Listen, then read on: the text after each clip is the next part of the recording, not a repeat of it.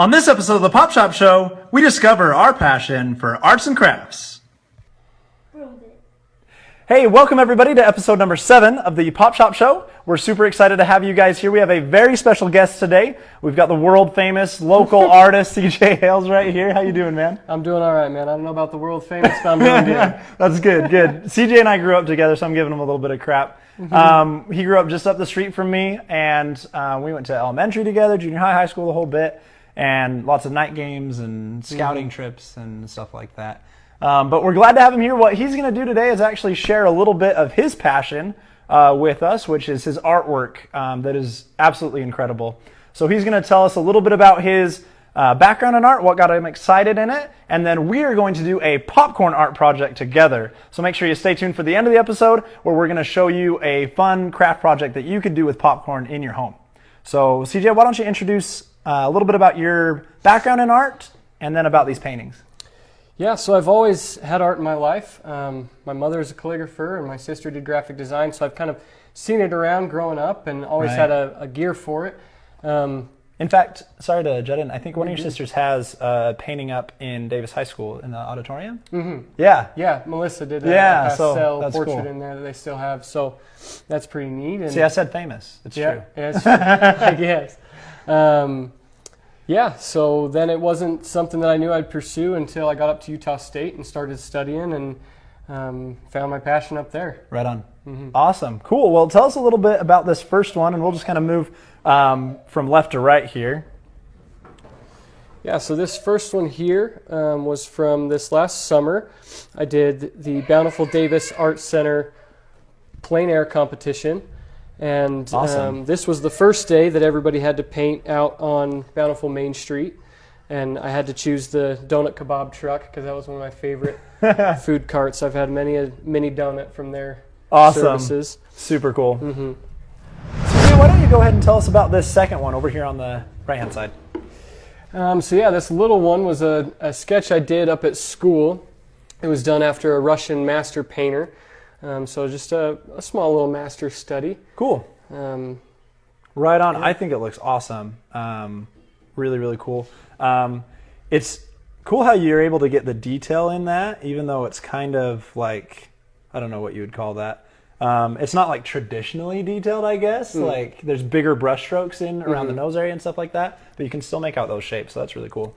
Yeah, and that's one thing that I shoot for is being able to have a conversation between the brush strokes and the paint itself and the subject matter, so you have a certain resolution, especially after you stand back farther, but when you get up close you can have a little bit different experience. Yeah, of course, right on. Okay, how about we hit this last one here? Yeah, so this one, I started up at Utah State, and I did the still life at my Utah State studio a few years back, and then just this last summer went back in and painted the landscape as much from life as possible. I did do a little bit in the studio, but it was 2 very different sessions, but bringing together a amalgamation that you might not see too often. Yeah, absolutely. That's really cool. And, as far as doing it in 2 different areas and 2 different vibes and stuff like that, it doesn't feel disconnected at all. So that's really cool that you're able to do that.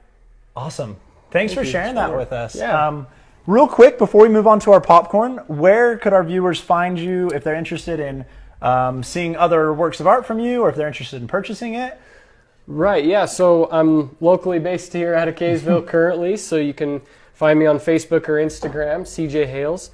Awesome. But also my blog, cjhales.blogspot.com, or the Meyer Gallery, Main Street in Park City, is currently representing my work. So that's awesome. You can go to meyergallery.com. Awesome. Well, thank you. Let's get these moved off to the side, and you can just swap it out with that bucket of popcorn over there. And we're going to get started on some popcorn art, because that's the only art that I know how to do. That's for darn sure. So we'll get rolling with that.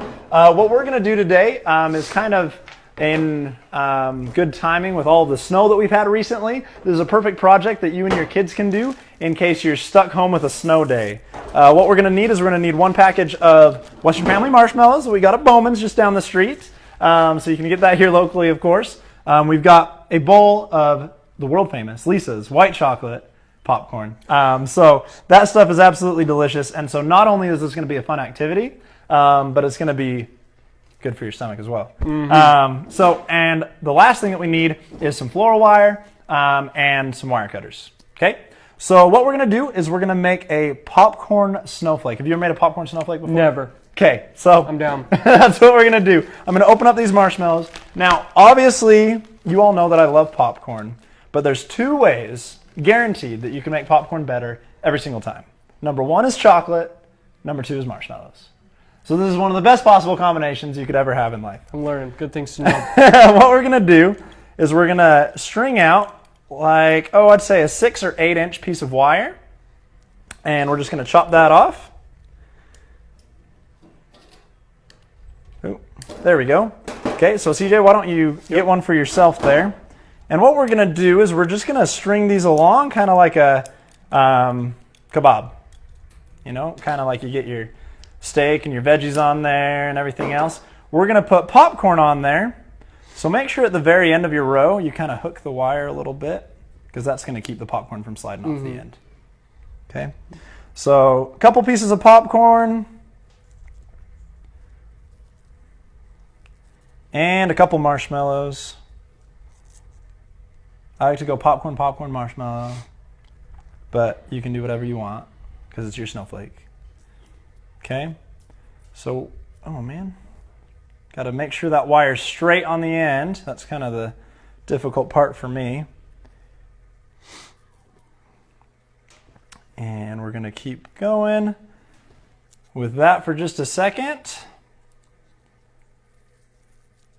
And you can see how this is going to shape up. And so we're actually going to cut really quick to one that's a little bit further along.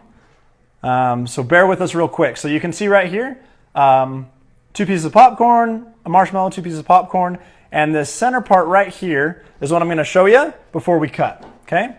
So this is time for your second piece of wire.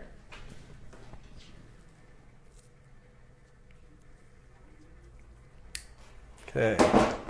And all you're going to do is take this second piece of wire and wrap it around the center. So you got your little cross right here. Push the bottom up and squeeze it to the bottom. Okay, so you've got a cross. Okay, so you got your cross, and now you're going to feed in more popcorn and marshmallows on the other side. All right, so we had to fast forward just a little bit, but you can see CJ's snowflake right over here is coming along quite nicely. He called it a North Star, right? So we're getting there. Hold it up real quick so they can see that cross that he's got completely filled out. This is the tricky part, though. So we're going to get our last piece of wire, and we're going to make it a little bit longer this time, and I'll show you why in just a second. Here, I got it for you. Cool. So let me see that star real quick, or the snowflake.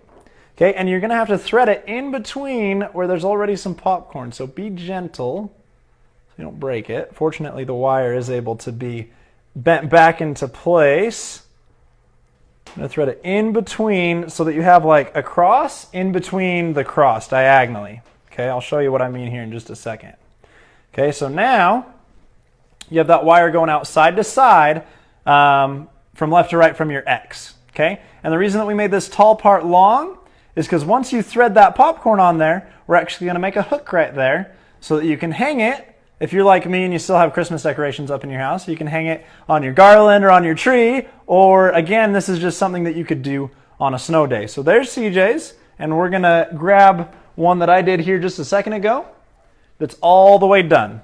So that way you can see your finished product right there, which is your white chocolate popcorn snowflake. Perfect for a snow day and for making a craft with your kids. So there you go. There you have it. And we're going to tear into this white chocolate popcorn right now. But thanks again for tuning in to the Pop Shop Show. And CJ, thanks again for being here. Oh, thanks for having me. And for sharing with your art, or sharing your art with us. That was really incredible.